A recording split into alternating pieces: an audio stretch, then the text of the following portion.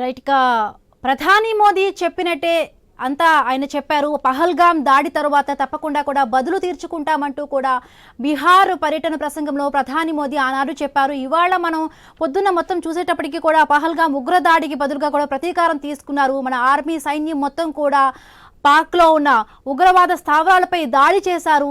ఒక్కసారిగా పాక్ మొత్తం భయపడిపోయి దాక్కునే పరిస్థితి కూడా మనకి అర్థమవుతుంది. రైట్, ఈ మొత్తం ఈ సినారియో గురించి మాట్లాడడానికి మనతో పాటు మాట్లాడడానికి ప్రముఖ రాజకీయ విశ్లేషకులు కృష్ణాంజలి గారు మనతో పాటు సిద్ధంగా ఉన్నారు. నమస్తే అండి. నమస్తే. రైట్, పహల్గామ్ ఉగ్ర దాడికి మనం బదులు తీర్చుకున్నాం. సో ఈ దాడికి ప్రపంచం మొత్తం అంతా కూడా మంచి ప్రతిస్పందన కూడా వస్తోంది. భారత ఆర్మీకి అందరూ కూడా పాక్ తగిన గుణపాఠం చెప్పారని కూడా అంటున్నారు. సో ఏం చెప్తారండి దీనిపై? పాకిస్తాన్ ప్రేరేపిత ఉగ్రవాదులు పహల్గామ్లో భారతీయ పౌరుల్ని 26 మందిని పొట్టను పెట్టుకున్నటువంటి పరిస్థితి. ఆ నేపథ్యంలో ఇది భారతదేశ పౌరుల మీద జరిగినటువంటి దాడి కాదు, భూఖండం మీద భారతదేశం మీద జరిగినటువంటి దాడిగా ప్రభుత్వము అదేవిధంగా భారతీయ పౌరులందరూ కూడా భావించినటువంటి పరిస్థితి. అందుకోసమనే ఎవరైతే పాకిస్తాన్ ప్రేరేపిత ఉగ్రవాదులు ఉన్నారో పహల్గామ్ దాడికి కారణమైనటువంటి ఉగ్ర స్థావరాలని లక్ష్యంగా చేసుకొని ఈ రోజున ఆపరేషన్ సింధూర్, ఈ ఆపరేషన్ సింధూర్ అనేటువంటిది భారత సైన్యం చేసినటువంటి వీరోచితమైనటువంటి ఆపరేషన్. ఇది ఖచ్చితంగా ఎవరైతే ఉగ్రవాదులు పాకిస్తాన్ సహకారంతో భారత్ మీద పలు సందర్భాల్లో దాడులు చేశారో ఆ స్థావరాలని ఈ రోజున మట్టు పెట్టడం అనేది జరిగింది. మీరు మొన్న పహల్గామ్ దాడికి పాల్పడినటువంటి వాళ్ళు కానివ్వండి, అదేవిధంగా 2019లో పుల్వామా దాడులు చేయటం ద్వారా ఆ రోజున సిఆర్పిఎఫ్ జవాన్లని 40 మందిని పొట్టను పెట్టుకున్నటువంటి పరిస్థితి ఉంది. ఆ రోజున దాడులకి ఎక్కడ శిక్షణ పొందారు ఏమిటి అనేటువంటి అంశాలను కూడా గుర్తించి ఈ రోజున ఆ దాడులు చేయటం అనేటువంటి జరిగింది. అదేవిధంగా 2008లో భారతదేశం మొత్తం కూడా ఒక్కసారి ఆ రోజున ఆశ్చర్యానికి గురయ్యేటువంటి విధంగా ముంబైలో జరిగినటువంటి ఉగ్ర దాడులకు సంబంధించి కూడా ఈ ఉగ్ర దాడులన్నీ కూడా పాకిస్తాన్ ప్రేరేపితమైనటువంటి జైషే మహమ్మద్, అదేవిధంగా లష్కర్ ఎ తోయిబా, హిజ్బుల్ ముజాహిద్ ఈ సంస్థలు ఈ దాడులకు భారతదేశంలో చేసినటువంటి పరిస్థితి ఉంది. ఈ నేపథ్యంలోనే ఆ స్థావరాలు ఎక్కడున్నాయి, వాళ్ళకి శిక్షణా కేంద్రాలు ఎక్కడున్నాయి, ఆ ఉగ్రవాదులకు శిక్షణ ఇచ్చేటువంటి కేంద్రాలు, వాటిని గుర్తించి నేరుగా వాటి మీదే దాడి చేయటం అనేటువంటిది జరిగింది. అందరూ ఏమనుకున్నారు అని అంటే మనం పాకిస్తాన్ మీద యుద్ధానికి వెళ్తాము. ఇది మనము పాకిస్తాన్ చేసినటువంటి తప్పు. పాకిస్తాను ఉగ్రవాదులకు సహకారం అందించింది. ఆ ఉగ్రవాదులకు సహకారం అందించింది కాబట్టి మన టార్గెట్ భారతీయ పౌరుల మీద దాడి చేసినటువంటి ఉగ్రవాదులు, ఆ ఉగ్రవాద సంస్థలు. అందుకోసమనే పక్కా ప్రణాళికతో 9 చోట్ల ఈ రోజున ఆక్రమిత కాశ్మీర్లోను, అదేవిధంగా పిఓకేలోను, అదేవిధంగా పాకిస్తాన్ భూభాగంలో ఉన్నటువంటి ఉగ్రవాద కేంద్రాల మీద కూడా ఈ రోజున ఒక సక్సెస్ఫుల్ ఆపరేషన్ సింధూరి. దీనికి భారతదేశ పౌరులతో పాటుగా అన్ని రాజకీయ పార్టీలు అందరూ కూడా భారత సైన్యం తీసుకున్నటువంటి ఈ నిర్ణయము, ఈ వీరోచితమైనటువంటి ఈ ఆపరేషన్ సింధూర్కి ఖచ్చితంగా ప్రజల నుంచి, అదేవిధంగా పార్టీల నుంచి, అందరి నుంచి ఏకపక్షంగా మద్దతు లభిస్తున్నటువంటి పరిస్థితి ఉంది. ఇది ఖచ్చితమైనటువంటి గుణపాఠం. ఇది ఉగ్రవాదులకు భవిష్యత్తులో ఎప్పుడూ కూడా భారతదేశం వైపు కన్నెత్తి చూడాలంటే భయపడేటువంటి విధంగా ఈ ఆపరేషన్ సింధూర్ ఈ రోజున జరిగినటువంటి పరిస్థితి. ఎస్, మనతో పాటు మరొక అనలిస్ట్ కూడా జాయిన్ అయ్యారు, మస్తాన్ రావు గారు. నమస్తే అండి మస్తాన్ రావు గారు.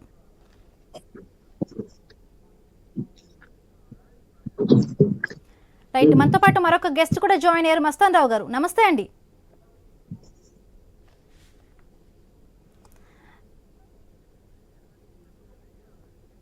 ఎస్, మీ దగ్గర నెట్వర్క్ ఇష్యూ ఉంది, మళ్ళీ మిమ్మల్ని కాంటాక్ట్ చేస్తాను. రైట్, కృష్ణాంజనేయులు గారు, అంటే ముందుగానే రైట్ మనకి అంటే ఈ రోజు పొద్దున్న మనకి మాక్ డ్రిల్స్ నిర్వహిస్తామని చెప్పి 4:30 గంటల సమయంలో అంటే ఆ విధంగా మనల్ని ఒక రకమైన అలర్ట్ చేస్తూ కూడా అంటే ఎవ్వరూ ఊహించని విధంగా ఇలాగ అంటే అర్ధరాత్రి సమయంలోని వాళ్ళపైన దాడి అంటే ఎలా వ్యూహాత్మకంగా మోదీ ప్రదర్శించారా, ఎట్లా చూడాలి దీన్ని?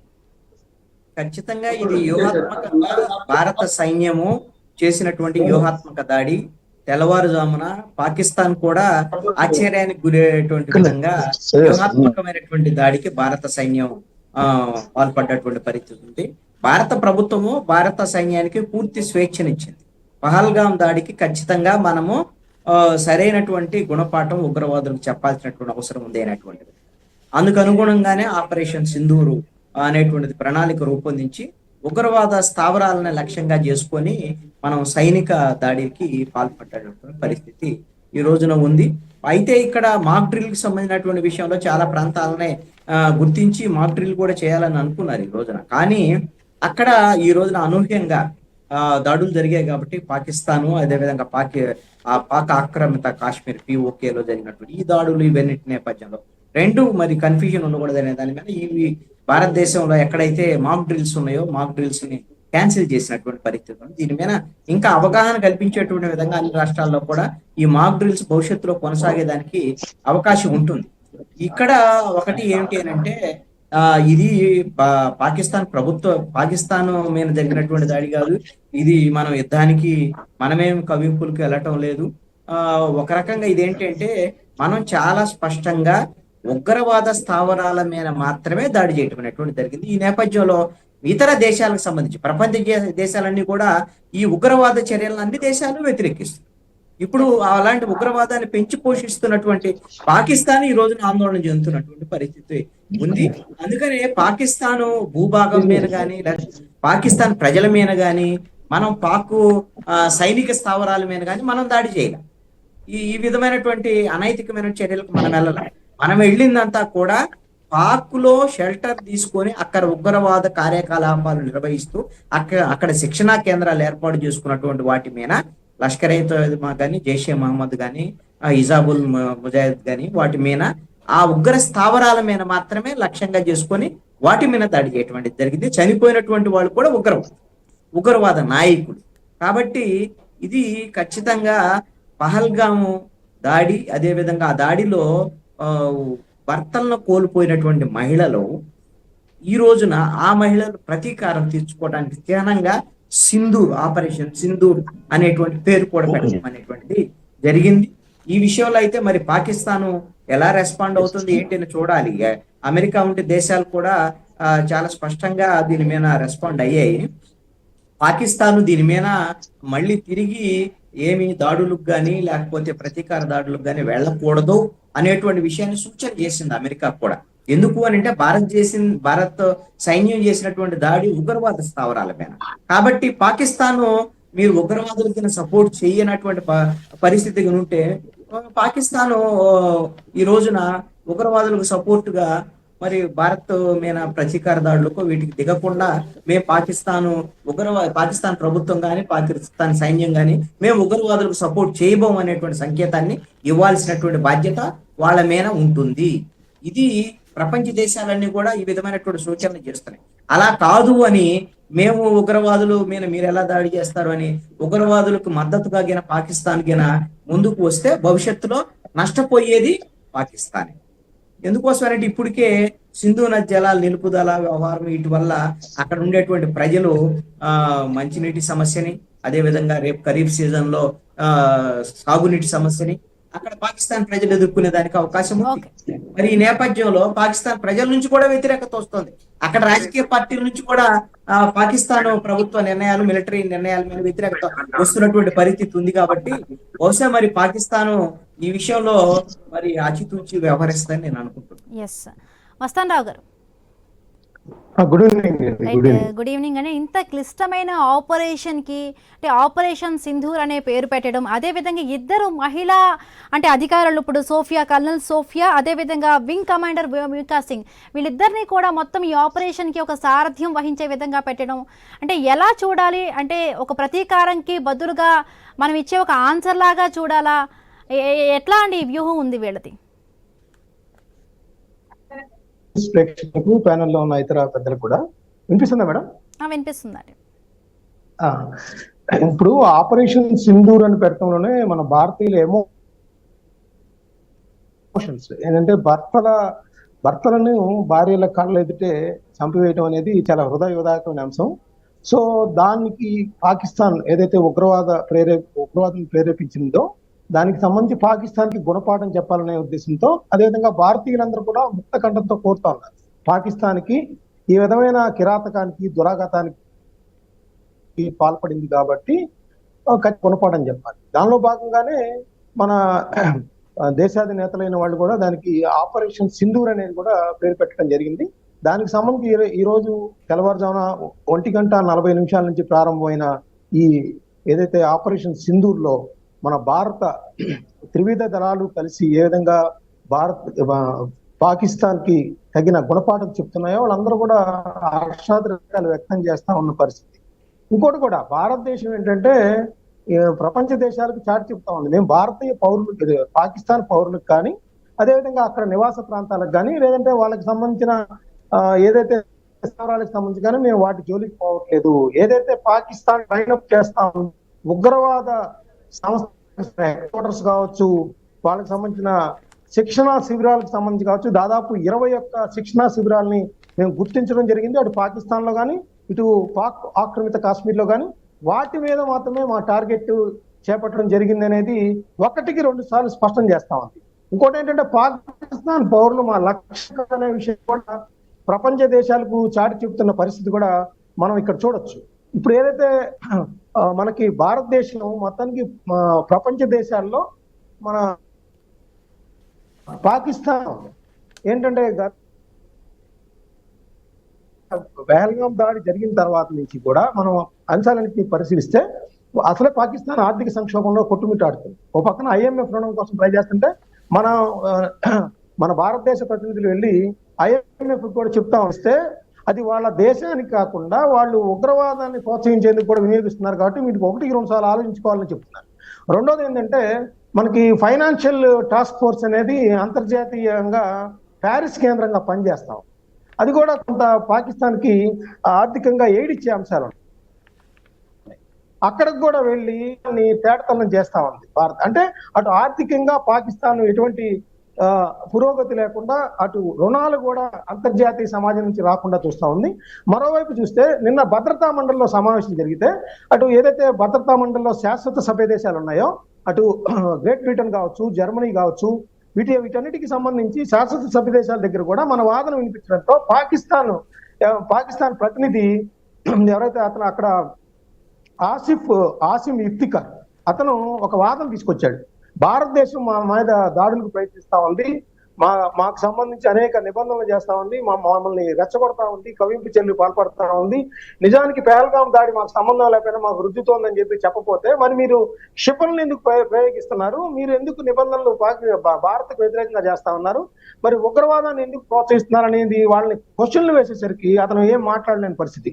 వాళ్ళకి సపోర్ట్ ఇస్తున్న భద్రతా మండలి శాశ్వత దేశమైన చైనా కూడా ఏమి మాట్లాడలేని పరిస్థితి. మనం నిన్న పాకిస్తాన్ జాతీయ అసెంబ్లీలో కూడా చర్చ జరిగినప్పుడు కూడా భారత్తో యుద్ధం కోరుకోవట్లనే దిశగా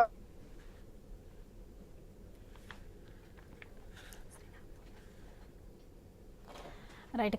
మరొక పొలిటికల్ అనలిస్ట్ జాయిన్ అయ్యారు శ్రీనాథ్ గారు. నమస్తే అండి, good evening. Good evening madam. Right, ఇవాళ అందరూ కూడా చాలా హ్యాపీయెస్ట్ మూమెంట్ అండి. పహల్గాం ఉగ్రదాడికి బదులుగా మన ఆర్మీ భారత ఆర్మీ ప్రతీకారం తీర్చుకుంది. ఇప్పటికే పాకిస్తాన్ చాలా ఆర్థిక సంక్షోభంలో ఉంది. మనకు ఒకవైపు ఏమో ఇవాళ మాక్ డ్రిల్కి సన్నద్ధం చేస్తూ కూడా ఊహించని మెరుపు దాడిలా వాళ్ళపై మనం దాడి చేశాం. సో నెక్స్ట్ పాకిస్తాన్ పరిస్థితి ఏ విధంగా ఉండబోతుందండి? ఇప్పటికే మేడం మనం చూసాము, భారత్ లో ఏదైతే పుల్వామా దాడి తర్వాత పాకిస్తాన్ మేకపోతు గాంభీర్యాన్ని ప్రదర్శిస్తూనే భారత్ పాక్ సరిహద్దుల మధ్య కవింపు చర్యలకు పాల్పడుతూ ఉంది. మరొక వైపు అంతర్జాతీయ స్థాయిలో భారతదేశానికి వస్తున్నటువంటి మద్దతు చూసి పాకిస్తాన్ తాము ఉగ్రవాదాన్ని ప్రోత్సహించడం లేదని, భారత్ మాత్రమే తమను లక్ష్యంగా చేసుకొని పనిచేస్తోందని ఇతర దేశాల నుంచి సానుభూతి పొందే ప్రయత్నం చేసింది. ఆ ప్రయత్నంలో కూడా భారత్ పూర్తిగా సక్సెస్ అయ్యి పాకిస్తాన్ పూర్తిగా ఫెయిల్యూర్ అయింది. చైనా మాత్రమే కొంత మద్దతు ఇస్తున్నట్లుగా కనిపించినప్పటికీ కూడా భారత్ ఏదైతే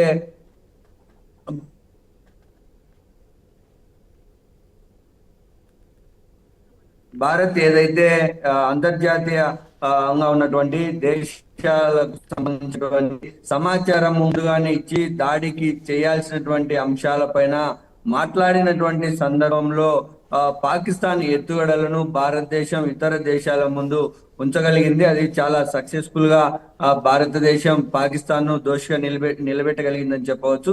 మరొక వైపు సింధూర్ కు సంబంధించినటువంటి ఏదైతే ఉగ్రవాద నిర్మూలనకు సంబంధించినటువంటి దాడిలో పాకిస్తాన్ పౌరులకు ఎలాంటి హాని జరగకుండా ఓన్లీ ఉగ్రవాద శిక్షణా కేంద్రాలు, ఉగ్రవాద సంస్థల ప్రధాన కార్యాలయాలు ఉగ్రవాదులనే లక్ష్యంగా చేసుకొని భారత్ చేసినటువంటి దాడి అనేటువంటిది ప్రపంచ దేశాలు కూడా మెచ్చుకున్నటువంటి పరిస్థితి కనిపిస్తోంది. ఇది భారత్ కు స్వేచ్ఛ ఉంది, ఉగ్రవాదంపై పోరాడేటువంటి స్వేచ్ఛ ఉంది కాబట్టి ఆ విధమైనటువంటి ప్రయత్నం చేస్తున్నటువంటి భారత్ తప్పేం లేదు. ఇప్పటికైనా భారత్ తో చర్చలు జరుపుకోవాలి తప్ప దీని మీద ఎలాంటి చర్యలకు ముందుకు పోకూడదని అమెరికా లాంటి దేశాలే చెప్తున్నటువంటి నేపథ్యంలో భారత్ ఏదైతే సాహసోపేతమైనటువంటి నిర్ణయాలు, మరొక వైపు పాకిస్తాన్ ను ఒక గందరగోళమైనటువంటి పరిస్థితికి నెట్టేసింది భారత్ అని చెప్పవచ్చు. ఒకవైపు నదీ జలాలను ఆపుతూనే మరొక వైపు మాక్ డ్రిల్ పేరుతో మన ప్రపంచం మొత్తము భారత్ వైపు మాక్ డ్రిల్స్ ఏ విధంగా చేయబోతా ఉందనేటువంటి చూసేటటువంటి క్రమంలో అందరికీ ఊహకందని విధంగా, అసలు పాకిస్తాన్ కూడా ఊహించని విధంగా మెరుపు దాడులు చేసినటువంటి భారత్ కు సంబంధించినటువంటి 3 అటు సంఘటితంగా చేసినటువంటి దాడి భారత్ సైన్యానికి మనోధైర్యం ఇవ్వడంతో పాటు భారత్ సైన్యం యొక్క శక్తి కూడా కనిపించేలాగా చేసింది. దీనిని ముప్పేట దాడిలాగా మనం అభివర్ణించవచ్చు. ఎందుకంటే అంతర్జాతీయంగా మద్దతు ఒకవైపు కూడగడుతూనే పాకిస్తాన్ ఒంటరి చేయడం, మరొక వైపు ఉగ్రవాదులనే లక్ష్యంగా చేసుకున్నాం కానీ పాకిస్తాన్ పౌరులకు ఎలాంటి హాని చేసే ప్రయత్నం భారత్ చేయలేదన్నటువంటిది ఒకటి వినిపించడం, పాకిస్తాన్ యొక్క ఆర్థికంగా దెబ్బ కొట్టేటువంటి ప్రయత్నాలను భారత్ చేయడం, ఈ విధంగా ముప్పేట దాడి చేస్తున్నటువంటి నేపథ్యంలో భారత్ పాకిస్తాన్ విలవిలలాడిపోతా ఉంది. మరొక వైపు ఇంత జరుగుతున్నప్పటికీ కూడా పాకిస్తాన్ నాయకుల నుంచి కానీ ఉగ్ర మూకల నాయకత్వం నుంచి కూడా ఏమాత్రం వాళ్ళు మేకపోతు గాంభీర్యం ప్రదర్శిస్తూ భారత్ పైన ఇంకా రెచ్చగొట్టే వ్యాఖ్యలు చేస్తా ఉన్నారు. ఇప్పటికైనా కానీ మిగతా ప్రపంచ దేశాలు కూడా అర్థం చేసుకోవాల్సినటువంటి అవసరం ఉంది.